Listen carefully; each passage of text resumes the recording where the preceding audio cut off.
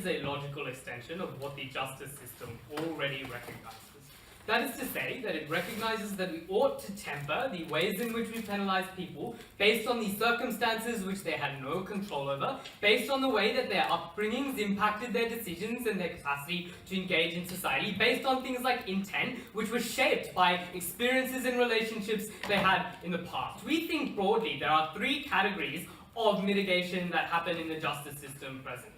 The first is an examination of intent, the extent to which you intended to commit a crime in the first place. The second is the provocation that you had to endure and the crime being a response to that. The third was you having a paucity of alternatives that forced you to act in that particular action. Under the status quo, the justice system is premised on whether you held a deeply held belief that those things were actually fucked over in that way. We think that this is a logical extension of that policy. That's what we're going to prove in opening government. What is our stance? Threefold. One, defendants can use this in all situations. At the moment, this is used in some restrictive situations. We think we're just going to increase the extent to which you can use that. Equally, we think this is not like a unilateral defense. The same way you have a defense of your culturally held belief. We think it's very legitimate for a prosecution to question the extent to which that is a legitimate extension of that belief. The second is obviously judges can evaluate the extent to which it plays an effect on you actually committing that crime in the first place. Like the fact that I really like money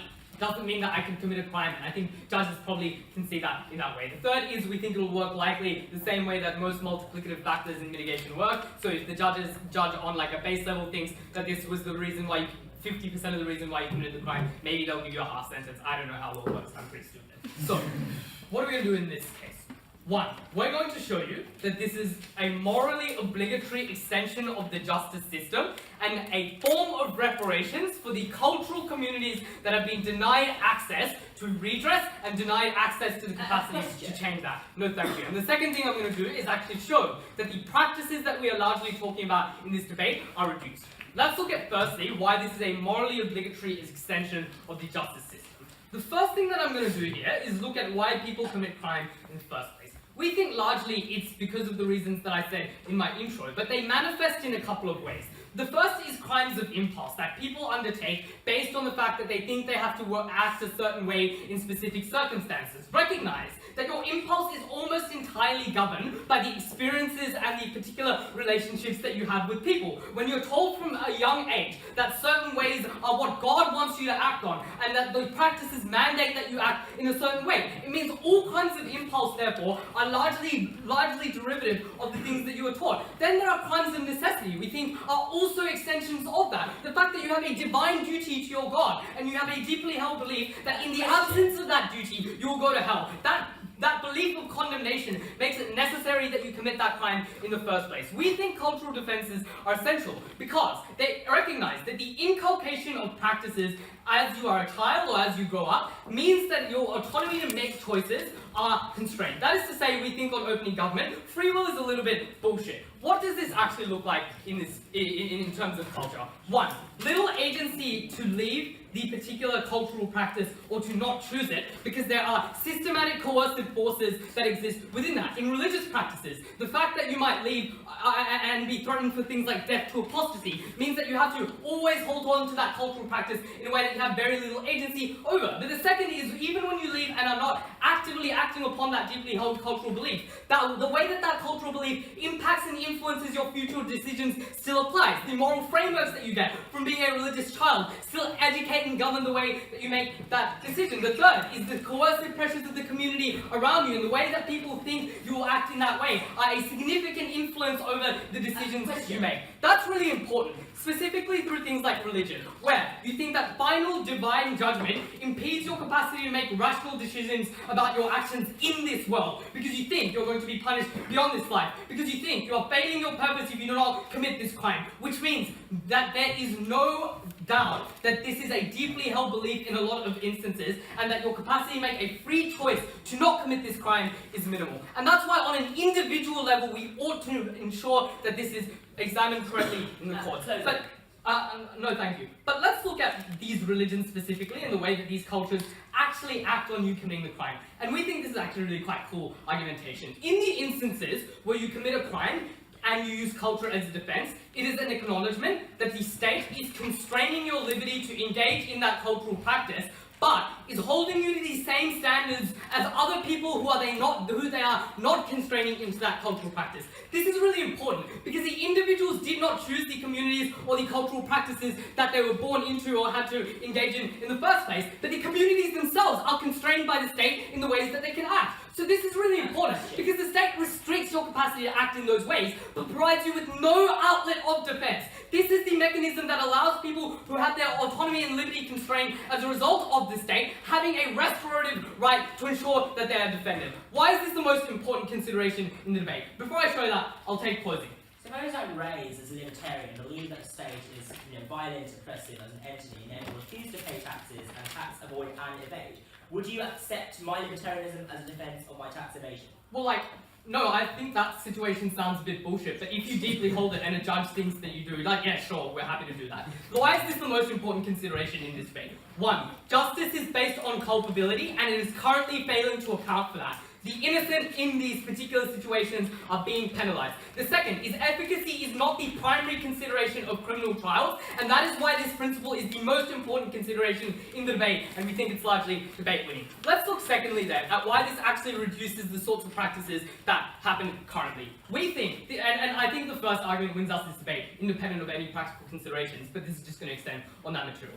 At the point where people use cultural justifications for committing crimes that people see as abhorrent, religious and diaspora leaders that have an incentive to ensure that their religions are not perceived by the rest of the community as awful have a vested incentive to ensure that communities do not engage in that. That's really important because now you get things like defences of religion from the experts within those particular religious groups and those theocratic groups, and cultural leaders condemning practices that people see as broadly bad. That is the mechanism by which you reduce that. At the end of this, note the principle is most important on a number of levels, and we prove that comprehensively. But even if that's not the case, we give a mechanism to allow people who are kept quiet by society to voice their opinions, and that's why we win this debate.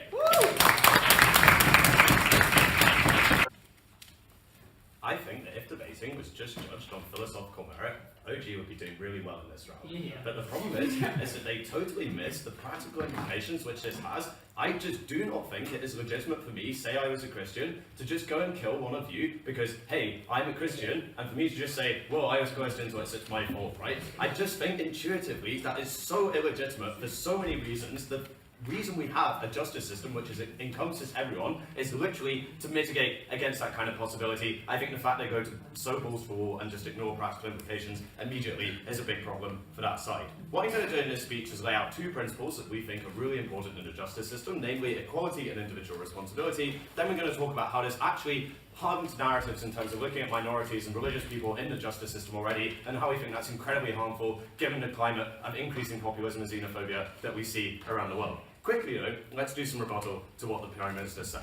Religion makes it necessary to commit a crime, he says. I cannot think of a case where this is really true, right? I just think at the point where my religion coerces me to murder somebody for no apparent reason other than, they're committing apostasy by being Jewish or whatever, right? I just think that's clearly an illegitimate case for me to go around killing someone. Because note importantly, right, that the point of the government law is that that person who is Jewish hasn't opted into my religious law, right? So that religious law doesn't intuitively cover them, right? Whereas, at least as living in a state, I have derived some sort of resource from the government, and so is that person. Therefore, clearly, intuitively, government law applies to both of them in a much higher regard than does the religious law, right? At that point, clearly government law takes precedent, and clearly I think all of us can agree that it's illegitimate for me to just go around and kill somebody else just because of their religion, right? I think at that point, they clearly have to be punished. So yeah, I just think the whole stuff about legitimacy, religion's really, really coercive, right? Sorry, but that other person has not been coerced by religion in a way that you have, therefore it is still illegitimate for you to just go and kill them for the sake of it, just because religion coerced you. No. Right. Principles. What do we think the 2 key principles are? Equality and individual responsibility we think are foundational to the operation of society, right? What do we think equality is, right? We think critically people are inherently protective of this as a principle, right? As in all of us consent partly to being within a state because we all think we're going to be treated roughly equally within it, even though obviously we're not, right? But we think critically where this is likely to affect is people from minorities, right? Because we think generally the kind of people who this is most likely to be used for are just likely to be minorities who generally don't fit into the majority, which obviously the justice system and laws are generally written in the interest of the majority within society, right? We think the big problem with this is that this equality equality principle is based on perception, right? So now, someone from a different background to you commits a crime but is now treated differently to you because they're able to say, oh, culture has just made me do that, right? There's just no reason to think people who use this inherently have less agency than you, right? Because we think people's faith in the justice system is just based on equality to begin with, right? We think that's incredibly important. We think secondly, people just people need to use the justice system to change inequality to begin with, right? And we think at this point, you actually reduce the agency to be able to do that at the point that you suddenly just start treating people unequally to begin with, and you say, well, that's fine within the justice system. But we think crucially that people in minorities just do have some sort of agency, right? Because yes, okay, you can't necessarily opt out of religion, but we think in an increasingly globalized world, it's just likely that you're likely to be exposed to more perspectives than you were perhaps 100 years ago. You have somewhat more agency, people move around more. Also, generally, education now teaches you in a more critically thinking way. We think all of that just makes it completely illegitimate to just say, because I'm in a religion, I'm inherently coerced, and therefore I just have to go out and kill Malcolm tomorrow morning, right? Because we think, fundamentally, the disequality thing is really, really important, right, for a couple of reasons. Because firstly, we just think it's incredibly important in terms of looking at future inequality in the system to begin with, right? We think, for example, women in sexual assault cases who are generally treated pretty shittily by the justice system, it just reduces buy-in to the justice system at the point people no longer perceive it to treat them equally, therefore they're less likely to care about changing it to begin with, right? And we think that has important ramifications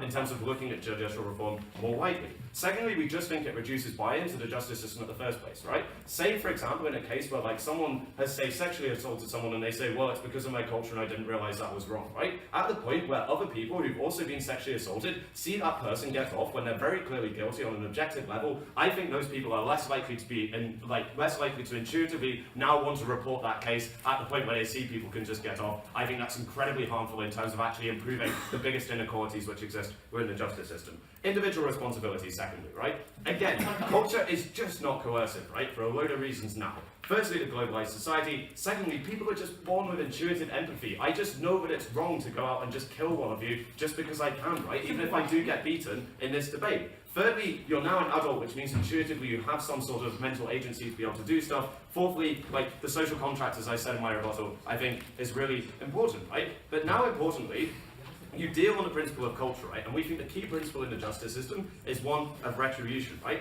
At the point where now this person, we just think this is massively undermined at this point. But we also think critically the principle of rehabilitation is implicit, right? In terms of justice, in terms of you make someone guilty, and that implicitly has the idea that you're now going to be rehabilitated, right? We think now at the point where you say, well, my culture just made me do this, right? Implicitly you remove that possibility for rehabilitation, right? Which now feeds into the narrative that people have around people from these backgrounds just being inherently bad. For example, the fact that most people in the West, or a lot of people, just have an incredibly anti-Islam bias for no particular reason, right? We think at the point when you implicitly remove the prospect of rehabilitation, you massively worsen that. We think that's hugely problematic. No. Moving on in terms of narratives quickly then, because we think now, as I said, the justice system is fundamentally rooted in the idea of perception, and we note that socially ingrained racism exists across the Western world, right? We think this is now just likely to feed into harmful narratives that already exist in society around minorities. Oh, minorities get treated better, or oh, minorities get all the money and all the benefits, right? Things that all of us have heard every day for all we've been alive, basically. And we think this has had a couple of few key impacts, right? Firstly, because the rehabilitation idea is implicitly removed, which we think massively increases the idea of cultural difference, and therefore the difficulty that people apparently perceive of actually having reconciliation of culture in a multicultural society. We think it's now harder to get that going on. Secondly, we just think providing this as a defence makes it more likely that you're just going to hone in on people's culture in cases and think, well, how much did they actually use that culture, right? Therefore, you massively attach more importance to culture in the justice system in terms of weighing things than you did previously. We think that's incredibly bad in terms of people like The Sun and like the Daily Mail are likely to latch onto this because it plays well with their readership, right? And thirdly, just quickly, we think the system being too soft, people always say this like, oh my god, you got off for 2 years, what the hell, right? This is just likely to worsen it at the point where people now just see that, well, culture just lets you off, right? We think the impact is you get worse xenophobia, you get worse narratives around the justice system, less effective justice. Actually think about the practical, not just the philosophy lecture. For that reason, we should win. The Leviathan of broad states exists based on legitimacy of consensus, meaning that individual people who did not choose to be born in the very communities that they have been have no ability to have any say to opt out of the sort of systems that they're confined in. What does that look like? That looks like being a Catholic in Poland during communist rule, where it's imposed on you that you were not allowed to have a religion, you were not allowed to have these sects. You were confined to a set of definitions that this state wanted you to be, and forced you into those sort of circumstances. There was a coercion on the state set that never gave individual communities the chance to respond in this way. You think this is far-fetched? This happens in countries like ours. In the second extent, it happens through individuals being forced into a capitalist system, in which they have very little ability to lead. They don't have the ability to up sticks, and even if they did, they are still confined within the narratives that they got brought up in that capitalist system, knowing that their parents had to struggle for money, struggle to work, and every single other situation.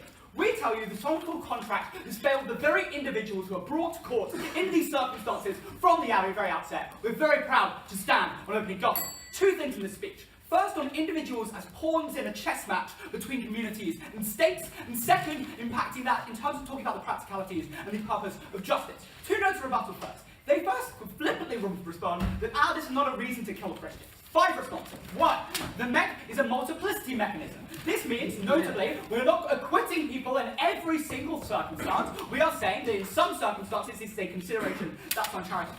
2. The law applies to both, and the government restricts both in both parties. And as far as the ability to kill someone is still not right, it should recognise under our side to be a reason for that. 3. Because if your defence of that is it's okay to kill Christians because I'm a Muslim, imams come out and speak about those sorts of things. And that is what Arth tells you. That's when you get the feeling that justice is actually being done when individuals from their own community recognise it. It's about being judged by a jury of your peers and having a peers say these legitimate thoughts. 4. Because the victim is not mattered by the intent, in as far as the difference between manslaughter and general murder as we punished under status quo is quite arbitrary to someone feeling that crime, in as far as they are still likely to die under both sides. In fact, they definitely do die. That means that it's not about the intent, yet we still punish these things differently under status quo, and you'll receive no reason as to why that is wrong. 5 finally, this is uncomparative, because as far as they're likely to kill a Christian under either side, the question is under which situation is it better. Arth gives you reasons as to why it's our side.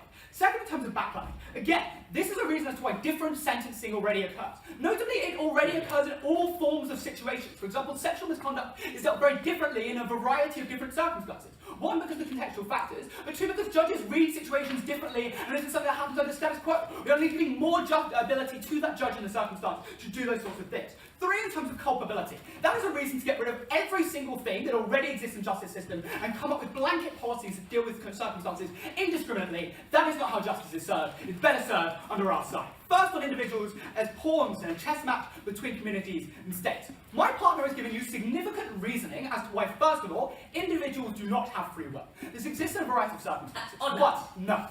What? This exists in a circumstance where you're confined to certain definitions from your born within that community, and also within that state. And it is not a choice of yours to be born in a specific community or within a specific state, but in circumstances they often co-opt with one another and work against each other. Second, because that free will is continued only being to actualise free will to begin with. The point where the definitions are narrowed in the sense by the community, by what your parents tell you, by the interactions, the infinite number of interactions you have with people like you, that is a set of circumstances that must be taken into consideration. 3, because even if none of that is the case, individuals, it is unclear on their side, ever get out of the definitions that they say are likely to lock them into crime to begin with. And as far as the intent and reasons my partner gave you for why crimes happen are probably exclusive to both sides as well. What that means is that the free will is never actually able to be broken under their side. Second, because the communities and states have a very different relationship, which is nice to be part of a majority community, that in a majority state that rules the way in which you walk. The fact is, for many people, that is not the case, and as 1, they have specific things that buy out of that state mechanism, even if they are a majority. Second, because there are often minorities within these communities. I'm going to note that the reason why this is important is because the vast amounts of people who commit the crimes to begin with are from these minority communities. There is a reason why the black community is associated in London with being done with things like knife crime. Those sorts of things already exist in the precedents and the way in which people perceive of these crimes. It's important to note that in a context in which growing up as a young black man, that is something that affects you growing up. It's something that constrains your definitions of those sets of circumstances and makes you a pawn between a system that thinks you are one thing and a community that tells you are another. That's important characterization for this debate. But why does it mean that you get better actions against these communities? I think the first thing to note is because individuals aren't specifically responsible in these circumstances for the reasons that we've brought you. Therefore, broader change is needed to see what is going on. How does this happen? 1, by the imams calling out, as my partner told you, as far as you're able to get a better understanding of what this religion is actually advocating for. That means for all the people that think Muslims are X, Y, and Z things, their rhetoric can actually change to the point where you have leading figures figures come out and speak in the media about what this really means. Second, because cultural defences are made relative, because there are judgments on those cultural defences that people are able to read about and understand. Three, because at the point where these judge sentences are seen as less arbitrary, at the point where you have more information about the circumstances, rather than the judge just intuitively buying certain characterizations, it means that things have to be justified under our side. That means you get better action against communities. Second, in terms of community practices, which is that if the practice is specifically wrong, it is unfair to punish the individuals.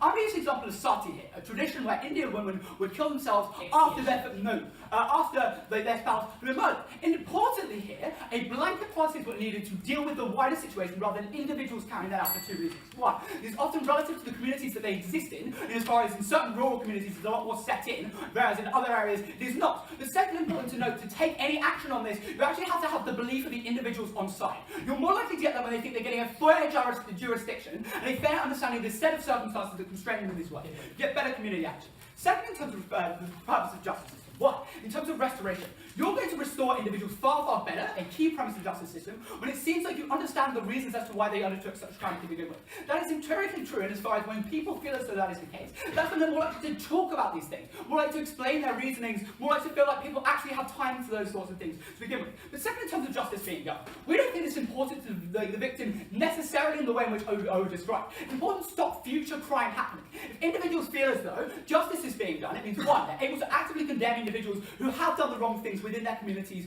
for reasons of which they think are disputable. But second and most importantly, it gives the precedent that the justice system isn't screwed against you because you're a minority that had no choice to be born in this minority status. Arth, it's been a genuine pleasure speaking with you. Thank you so much. And with opening government. A few people who've had harms done by them in the past may maybe get slightly shorter sentences out of this motion. I don't think that that's as important as what Sam brings you about promoting an incredibly toxic narrative towards that entire group, especially given that they specify at the start that probably people are going to have to meet a number of relatively stringent conditions in order to actually successfully bring this defense. So I'm going to basically go through refutation about what they say about not bearing responsibility or not controlling factors, talk a little bit about their point about redress for oppressed minorities, and then fill out alt-right backlash and practical implications a little bit more. So first of all, on this point of not bearing responsibility in a philosophical sense, so I think this is quite vulnerable to response when they say that, you have no free will and there's absolutely nothing you can control. Like that brings up the question of why we ever put anyone in jail ever, right? Because look, you do not control the genetics that you were born with, right? You do not control literally any of the thoughts on the narrative that they're bringing that you've ever thought in your life, because genetics aren't something that you have control over.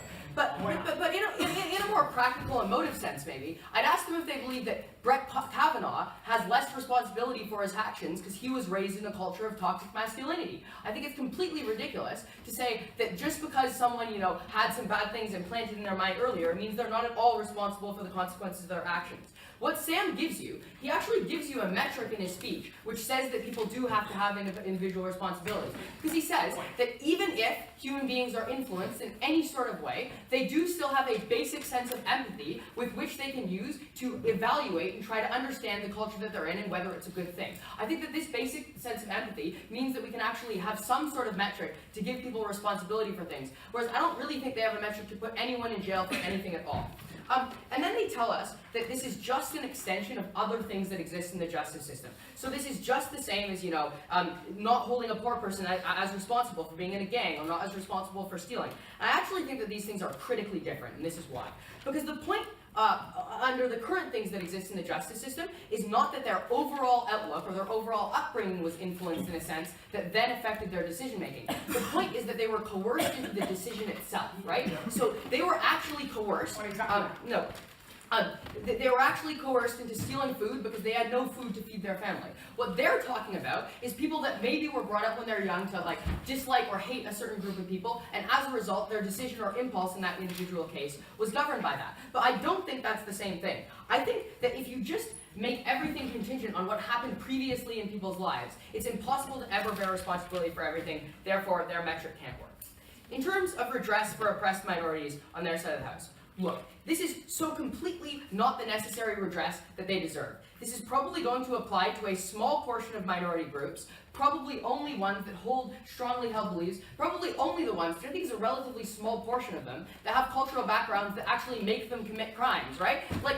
It's it's probably completely unfair of them to say that the majority of people who just happen to be cultural minorities have backgrounds that make them do hateful things or commit crimes. So I just don't think that's true, right? I think we're talking about a relative minority of these cultural groups, so that's just not that important. But second of all, note at the point at which the harmful narratives that get promoted by this harm the entire group as a whole. I just think that our harms are a lot bigger than that is. But note also that to get this form of redress, as a minority, you actually, as a culture, as someone from a certain cultural minority, you have to do something that's going to be hugely hurtful for you. You have to stand up in a court of law, and you have to label your own culture as hateful. You have to label your own culture as something that forced you to commit crimes and forces people to commit crimes all around the world. At the point at which we're forcing people to get redress instead of just like giving all people lighter sentences in general, because criminal justice system is too mean right now.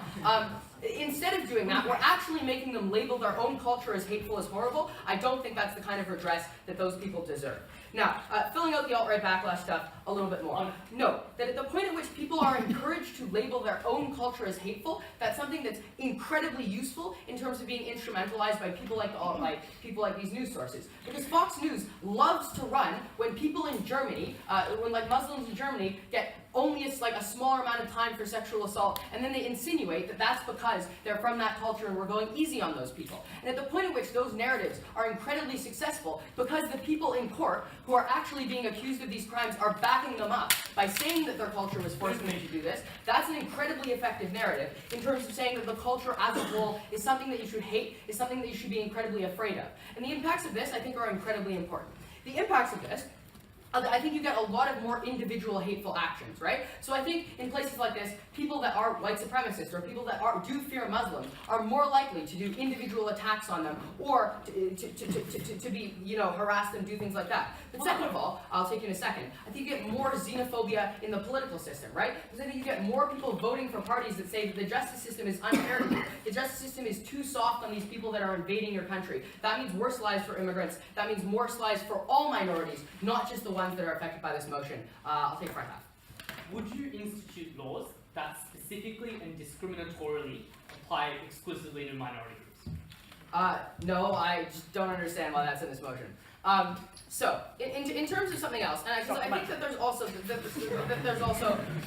also practical implications of this that are quite bad in terms of hate crimes. Because I think one of the things that people are probably going to get away with a lot under this motion is hate crimes, right? Because I think that the things that actually lead to hate crimes often come from what people have been taught by their parents and their neighbors and their religion and things like that. And I think that's something that intersects with cultural law, right? Because I think that if I'm raised in a certain background to hate someone, probably that intersects with my culture. I might be able to use the cultural defense effectively in that case. And I think it's uniquely important to deter these actions, first of all, because they make all of those oppressed minorities that they talk about feel more hated or feel less comfortable in the society. But I also think it's uniquely important to remove these people from society, because they're people that spread that hateful ideology. They're the people that go out there and spread white supremacy and make lives worse for these people. What does this mean? I think you have more willingness to do things like perpetrate hate crime, and I think you get more of an expansion of things like xenophobia, particularly for organized groups like the KKK or things like that, who feel more comfortable going to rallies and stuff because they won't be punished for it. But second of all, things like denial of services to LGBT individuals in conservative communities where they have very few alternatives is just likely to be something that's much, much easier to justify.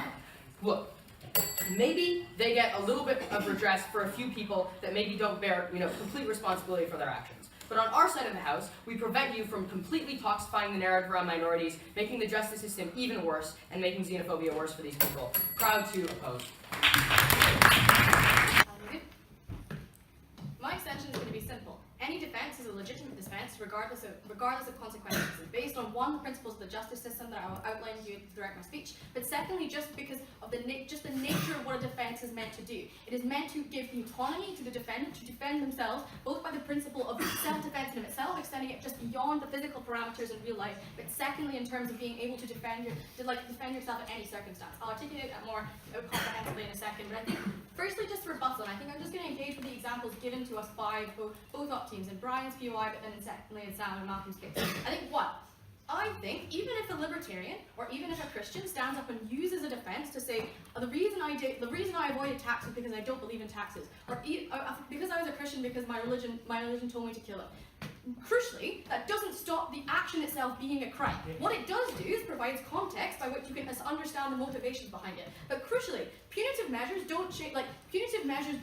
And don't completely outline a prosecution at the point where some of the actions are even understood. See the fact that manslaughter, knowing that it was a manslaughter and accidental, doesn't completely eradicate the sentence because the action itself, the murder or the death that was resulted, isn't gone. Crucially, the justice system bases it upon the ability to diminish utility, not in the diminished utility of the person who was the victim of your crime, not necessarily intent in the way they argue it. And I think it's a straw man to say, well, of course, this will be hundreds of people getting off secondly. But I think secondly, in response to their signaling effect, which I think is the crux of Malcolm's speech, I think one, criminal trials don't get broadcasted and are largely not public for a couple of reasons. Since the O.J. Simpson trial in America, most criminals realize that these places are not the place to do it. The point where your jury can be influenced by the public or public discourse. And I think, secondly, the only trials since that who have been criminal ones were the ones to the doctor of Michael Jackson, and because it was seen as one of extreme importance to public discourse. The kind of minority trials they want to talk about, the ones they think will have a huge signaling effect and detriment people in the way they talk about, don't happen. And I think a lot of the time, if it's such a horrendous nature of trials, most courts don't allow people into trials that involve sensitive documentation or sensitive issues at hand.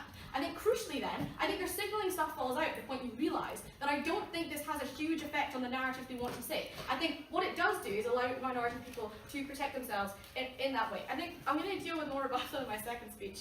Thanks. But I think I'll just go on to my extension because I think it's crucial to understand what is a defence, why is it legitimate, and why, crucially, why, regardless of whether it's in all criminal trials, crucially, and I think that's why I'm putting myself above OG, is telling you why exactly all criminal trials have to do it, and the point of what the legitimacy of a defence is. What is and I think crucially this is understandable through how we legitimise trial proceedings. To be an efficacious and legitimate trial, you have to know every single circumstance of that trial. You can see that in the fact that the in-depth nature of evidentiary support is just so conclusive. But secondly, how since the development of DNA has come about, it is never allowed not to be in trials that involve some form of in that way. It needs to be exact. You need to know every single thing that happened physically and every single action that was taken, not only to build a legitimate case in itself, but just to literally just understand the situation comprehensively. But I think secondly, you can see it in the fact that the burden of proof is just so high in criminal trials, just specifically, right? You have to, it is the burden of a prosecutor to do it beyond, the point of reasonable doubt, right? You have to go above and beyond. You have to take everything from motivations, everything, literally just every aspect of information you can have based on what happens. I think thirdly then, every person in a trial has the right to defend themselves in terms of substantiating their claims. I think literally crucially, I will bite the bullet of all their consequential harms. If a libertarian uses this to evade taxes, or at least attempts to, which I don't think they will ultimately do, or even if the worst things is a Nazi using it as a means by which to say, I've grown up in toxic masculinity, which I don't think will happen because I think they would have to get their heads out of their ass to realise that they have a problematic backdrop in the first place. But I think crucially, the states, you can see the fact that people have a right to defend themselves to the point where if you don't have the means to do it yourself, a state provides you with counsel. And I think secondly, the state also in most places allows you to defend yourself because for a couple of reasons. Firstly, because you have the right to defend yourself to the utmost of your ability, and if you don't think you can do that personally, you outsource it to someone who is more competent doing it. I think that's the justice system recognizing that because you are a citizen of that state, responsible for your future in that manner, and so you have that right to do so. And I think that's crucial at the point where that applies to all defense systems, regardless of whether it's cultural. I think if OC want to claim that cultural defence is illegitimate, they have to claim all defences are illegitimate for these reasons. I think fourthly then, you are just innocent until proven guilty. I think crucially what you see on the burden of the prosecutor in terms of it being a binary decision is you just have to give them to be able to substantiate your own prosecution. You have to get information out of that person. I think that is crucial in that way, and it explicitly underlines why it's important. I think then, weighing myself up at SOG, I think to get all their benefits, to understand the legitimate means by which people in minority state why that's so important and why they should be defended, I think comes back into a hierarchy of principles at the point where you conceive that a defence is legitimate in itself, only then does their stuff matter, because you have to have my analysis first before you have their go. On the basis of your principle, I should defend a speeding ticket that I've just got on the basis that the entire state is arbitrary and shouldn't exist. Clearly the point of a defence is that it is somewhat relevant to the body of law into which we all consent.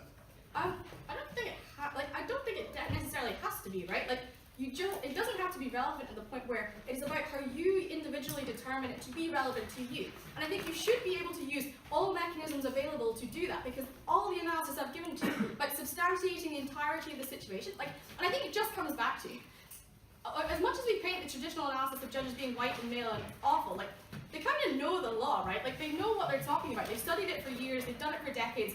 They won't take that as a legitimate defense, but that doesn't stop it being legitimate to use that defense, to be able to prove, to be able to give the entirety of your circumstances and of your origins. I think that's important. And I think consequently, if we're going to be, even if you don't buy my principle, I think consequentially there's a lot of benefits that you can get from it in being able to counteract the inherent biases of the judiciary system. I think at the point where biases do exist, this gives people from a cultural background that is not often exposed to statewide, for judges to see what this looks like in practice, because they probably won't have interacted with a lot of people like this and won't have had a chance to know what these circumstances look like. I think it looks like the counteracting of biases at the point where you engage in that further. I might talk about it more in my other speech, but I guess we'll see.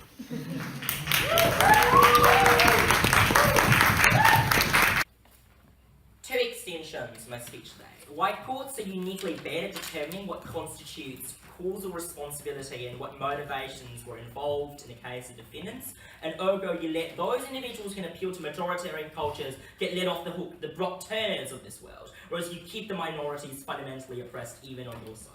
Secondly, and even if minorities are indeed let off the hook on an individual level, the creation of self-interest of leaders and people in positions of power within minority communities to associate problematic norms with a culture as a way of creating defence means you get more coercion, worse communal harms, and worse cultural wars overall. First, on CG.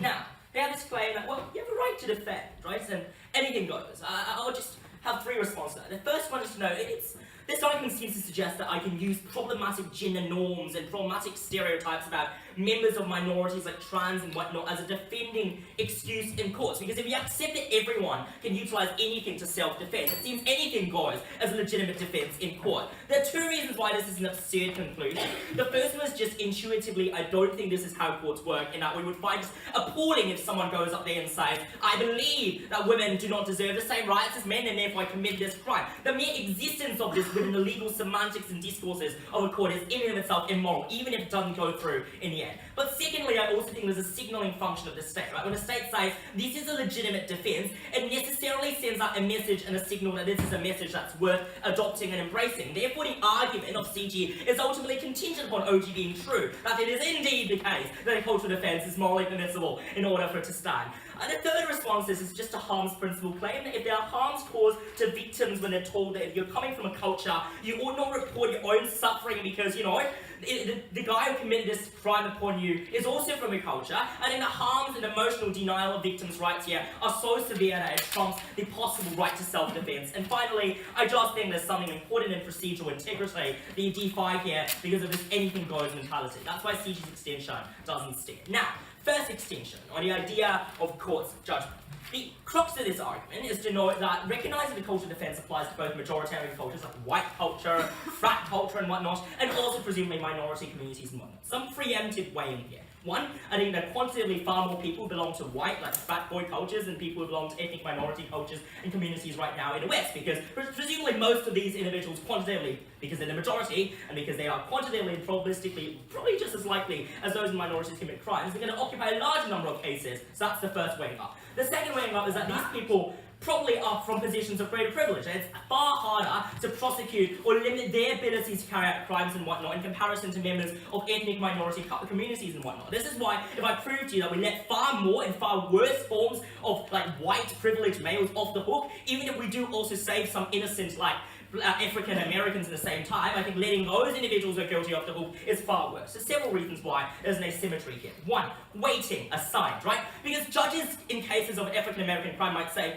yeah, cultural defence is a thing, but like, it's not the most important thing, right? right? It is weighted as subparting compared to all of the other defences and excuses that judges have in prosecuting to the same extent, the same level of viscerality, the outcomes or sentencing for these individuals. Whereas in the case of white frat boy crime, it's far easier for those people who hire these lawyers and whatnot to say, well, you should weigh the cultural defence here really importantly, because like you had no choice to make all the arguments that Josh and Arth gave you just in an OG to let these people get off the hook. But secondly, benefit of doubt is a subjective thing, right? Because imagining whether or not someone is causally or culturally influenced is a very arbitrary thing. I can't just say, I see the causal interaction between culture and you. That's not how, things work. There's no such thing as a metaphysically clear version of cultural interaction. That means that for African Americans and those who are disempowered, judges might just say, I don't see the link here. It's just not clear if he was really influenced by the culture. Whereas in instances of privileged white males, they might say, yeah, they're of course immersed in the culture, they were raised in it, let's give them the benefit of doubt. But thirdly, threshold of proof varies, and this responds to CG's claim about white male judges having been generally fair. I think that's procedurally true, but substantively the way they choose to interpret and apply rules in determining who is actually culturally influenced is very arbitrary. What does this mean? This means that for those who belong to majorities,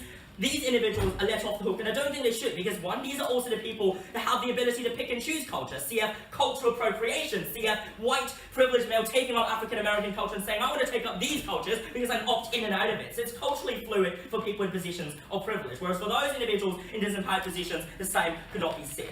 So the upshot here is you cause injustices because of that. Secondly, and this is a consequentialist claim, I posit that when you create an active incentive for defendants, or just people in general from minority cultures, and this is assuming everything I say doesn't stand just there, to directly associate their own problematic behaviours with a culture, this is bad. And I think there are three reasons why this happens. One, because when you're a defendant in a court and you're desperate, you'll probably try and find excuses and say, this is something that my culture made me do. This is something that my culture caused me to do. So you expand the scope of behaviours and problematic norms associated with your culture here, if you're from a minority community, Secondly, if you're a leader in a position of power, you want to preserve wealth, you want to preserve lots of the problematic things you do in oppressing and fucking our own community. What better way to do so other than now you have the free scapegoat of saying, this is permissible by our culture. You can relate to your own cultural tenets, you can spin and reinterpret your cultural norms in a way of justifying your own committance of this, because justifying that now lets you off the hook in a court's overall. But thirdly, it also becomes far easier for those who are conservative sects within religious or ethnic communities to say,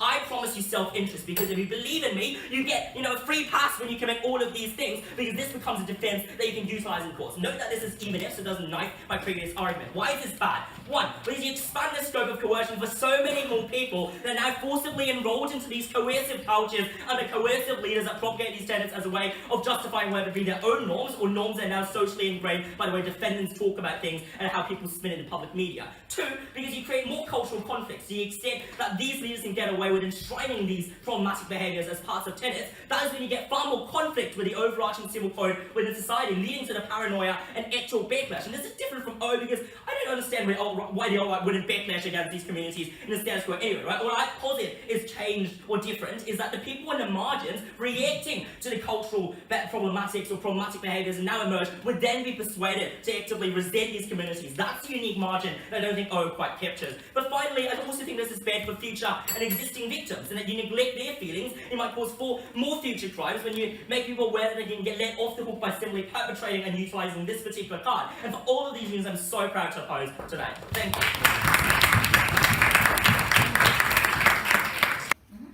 I think it's indicative of the quality of my case at the point where Brian only rebuts an example of where it could go bad rather than the crucial links itself. Because I still think the links that I give you about why crucially a defence is legitimate under the status quo of the justice system is important. The reasons I give you being literally just the means by which you have to determine the entire circumstantial nature around these events. I think secondly, the kind of evidentiary support and degree to which people need to the prosecution needs to prosecute itself, prosecute themselves, but also secondly how the defence have to react substantially. I think I'm going to engage firstly with what the extension we just got out of CO. Secondly, I'm going to just deal with the massive O's case that I'm already engaged with, and then I'm just going to tell you why I win. Okay, crucially then, I think the example that Brian gives is that it's going to be frat boys and it's going to be people using this to manipulate people. One, I already think I tell you why inherently it's consequentialism isn't the means by which you delegitimize defence. But secondly, I think I don't think these are the kind of people that would use it at the point where a lot of them don't recognise the nature of the culture they come from.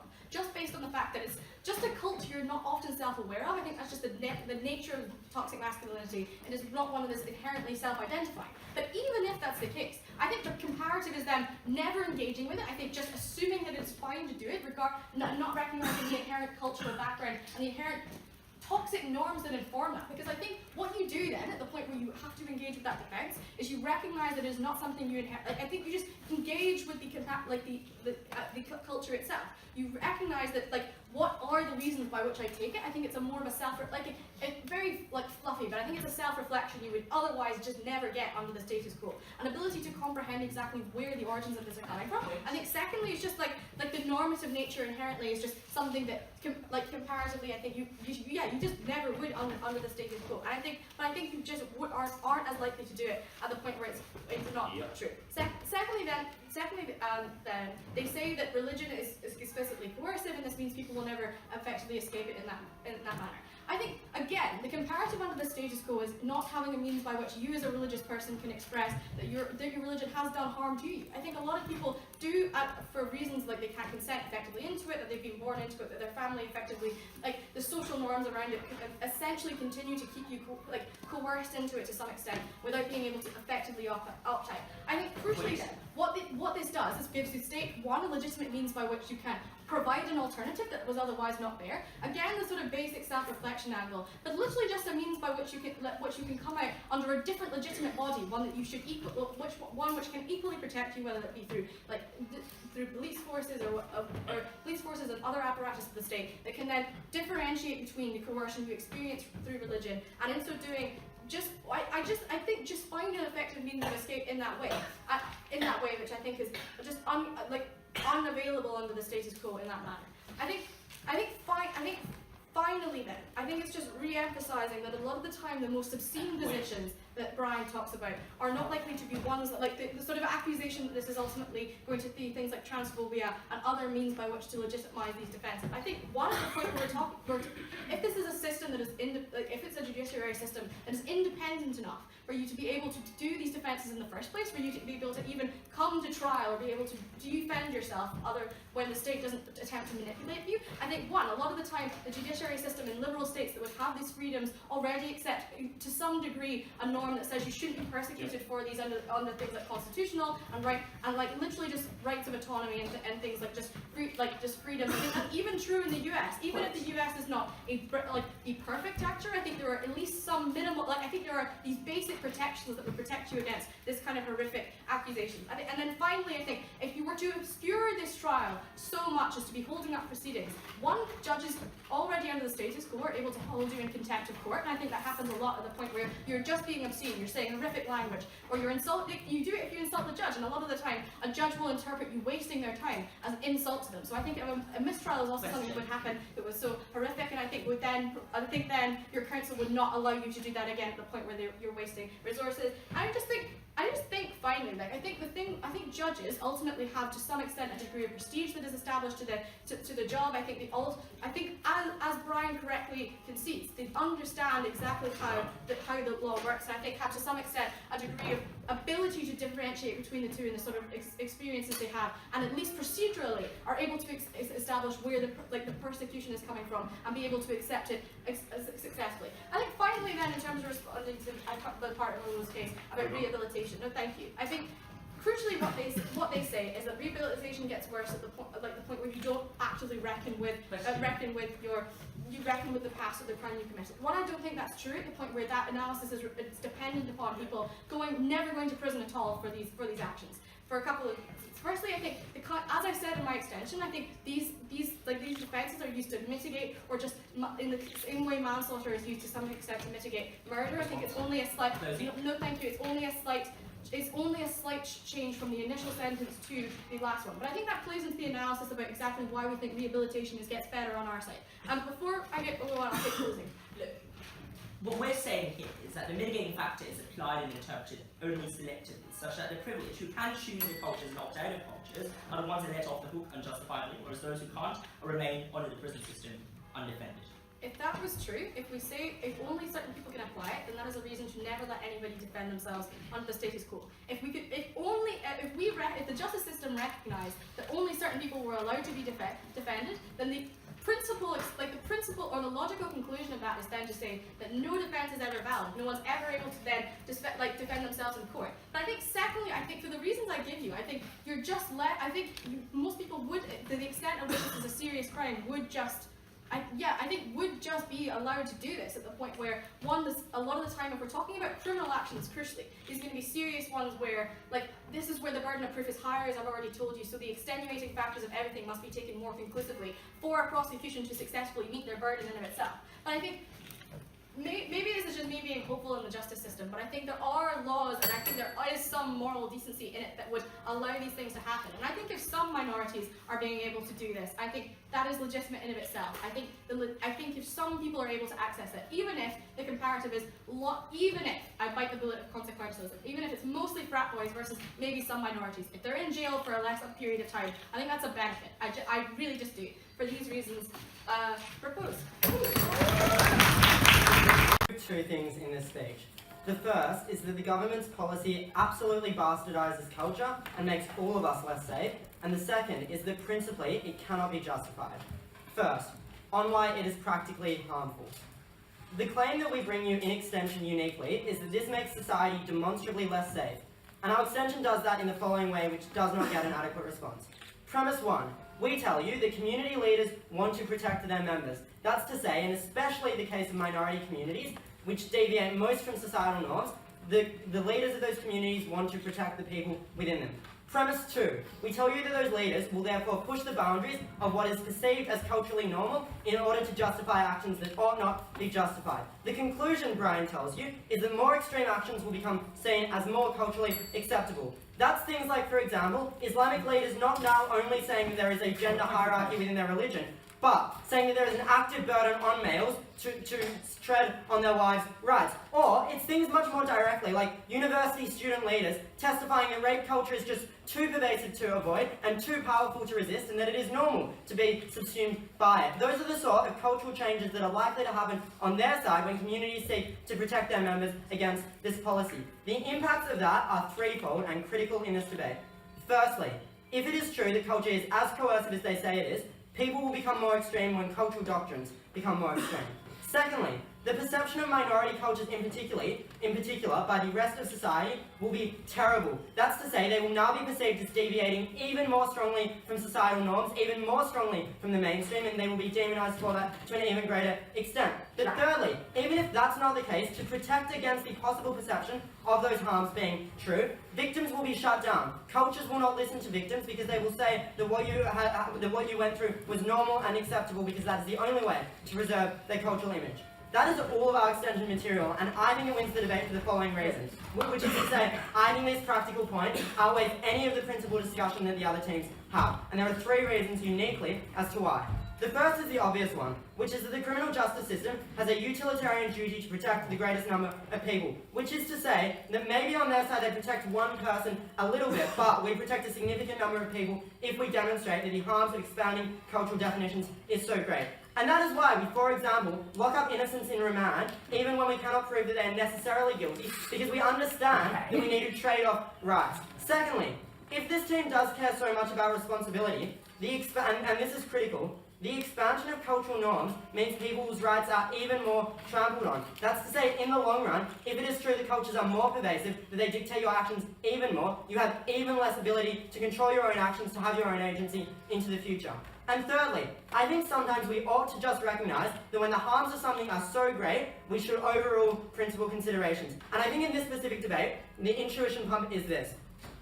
If it is true that people who commit crimes do so because they are coerced by their cultures, they are likely to recommit those crimes as soon as they get out of prison.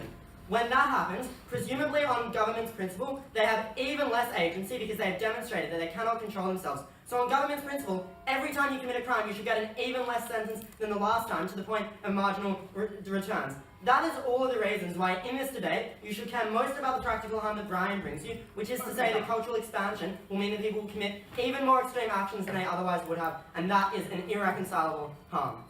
Second thing I want to prove in this speech is even if you think responsibility is even slightly relevant in this debate, why do we still take it?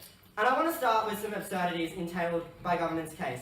Because we give you a few, and I think they kind of get away with it by running their own extreme principles. But think about really what would happen if we applied these in the real world. Things like giving a capitalist an almost negligible sentence for theft because capitalism made them do it. Giving someone who works in an abattoir an almost negligible sentence for animal abuse because they're just conditioned to see that as normal. Giving everyone in society a lesser sentence for committing a crime because they don't have free agency. Giving anyone on the government bench this debate for the ridiculous case that they have run. Those are all absurdities that we cannot allow. And the reason for it is this. As I demonstrated, being influenced by external factors does not meet the legal test of diminished responsibility. And there are three main reasons why, which really close off this debate. Firstly, as Brian tells you, you are not under duress.